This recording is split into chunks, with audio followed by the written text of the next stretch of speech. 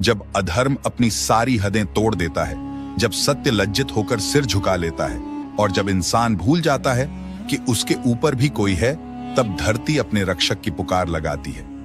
युगों युगों से चली आ रही यह पुकार उस दिन साकार होती है जब समय अपने सबसे अंधेरे दौर में पहुंच जाता है। कलयुग का अंतिम चरण, जहां हर तरफ अन्याय, छल और पाप का बोलबाला है। इसी अंधकार में एक साधारण से गांव में जन्म होता है एक असाधारण बालक का। उसका नाम है कल्कि। वह कोई साधारण बालक नहीं, बल्कि स्वयं विष्णु का 10वां अवतार। उसका जन्म केवल धरती पर आने के लिए नहीं, बल्कि उस काली शक्ति का अंत करने के लिए है जो इंसानियत को निगल रही है।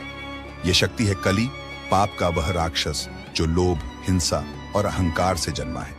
जब कल्कि 16 वर्ष के होते हैं, तब उनके समक्ष आते हैं स्वयं परशुराम, विष्णु के 6ठे अवतार। परशुराम, जिनकी फरसा ने सहस्रों बार धरती को पापों से मुक्त किया, जिनका ज्ञान अमर है और जिनके शब्द समय को भी कांपने पर मजबूर कर देते हैं, वे बनते हैं कल्कि के गुरु। परशुराम सिखाते हैं उन्हें धनुर्विद्या की गहराई, तलवार की तेजी और ब्रह्मास्त्र व पाशुपतास्त्र जैसे महादिव्य अस्त्रों का रहस्य। लेकिन यह शिक्षा केवल शस्त्रों की नहीं, यह है नीति की, न्याय की और शक्ति के सही उपयोग की। यह मार्ग है उस अधर्म के खात्मे का जो औरतों का अपमान करता है, जो जीवों पर अत्याचार करता है और जो इंसान को राक्षस बना देता है। कल्कि अकेले नहीं है, उनके साथ खड़े हैं सप्त चिरंजीवी, वे अमर योद्धा और ज्ञानी जो युगों से धर्म की रक्षा करते आए हैं। अश्वत्थामा, जिनके भीतर शापित क्रोध धधकता है, फिर भी वे धर्म के लिए लड़ते हैं। राजा बलि, दानवीर दैत्य, जिन्हें वामन अवतार ने पाताल भेजा, पर जिन्होंने वहां भी धर्म का दीप जलाया।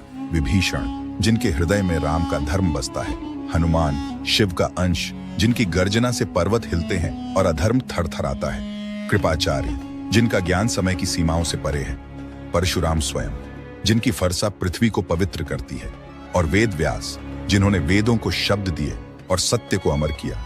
ये सातों चिरंजीवी कल्कि के साथ खड़े हैं, तैयार हैं उस महायुद्ध के लिए जिसमें अधर्म का अंत होगा।